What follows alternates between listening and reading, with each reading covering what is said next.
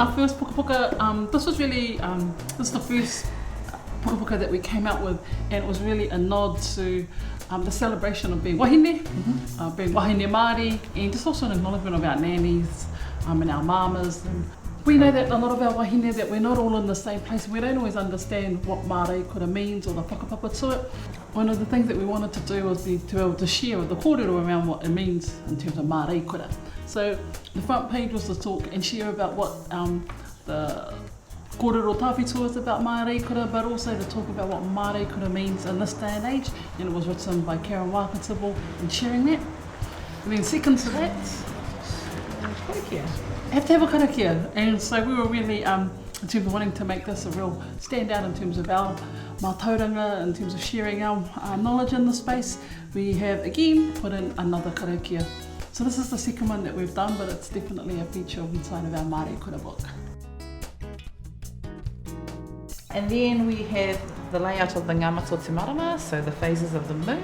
And if you purchase any of our pukapuka, you will see this is a standard feature that we have in all of them.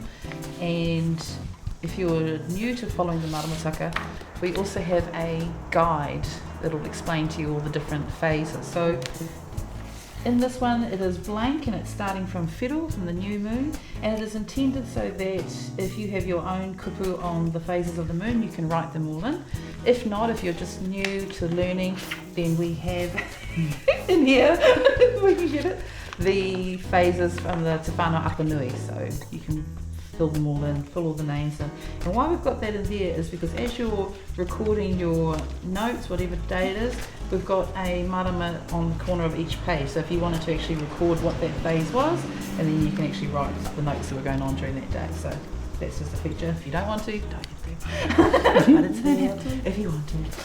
The other feature we've got in these notebooks is that it has a rārangi upuko, which is a table of contents. So as you can see, it's all numbered here, and then it correlates with all the numbered pages. So what I love about this one is that you can be in a hui and you'll write down, you know, what hui you're at, or you know, if you were studying or whatever you're doing, write it down there, you know, depending on the page number. And then when you have to go back and sort of try find your notes about it, you just go find where you recorded on the table of contents. So that's probably my fave new feature of this new notebook. And then it's just, they're all line pages. They're, for any of you stationery geeks, it's 120 GSM, so it's nice and heavy. That means something. It means, yeah. It means a lot, actually. For stationery people. Quality pens. Yeah, you'll know that it's good quality paper. So these are your standard notebooks that you can have for anything, whether you're studying, whether you're at mahi, whether you're just wanting to write down your thoughts every day. It is your standard notebook. Kia ora. Kia ora. So this is my own one in the rose gold, and how I use it. So you can see, depending on the meetings that I'm having, etc., who they're with, I will record it over here, so that if I ever need to go back and think, okay, so when was my meeting with City Rail, I'll go back and I'll be able to find meeting with City Rail and find the page number, and there it is.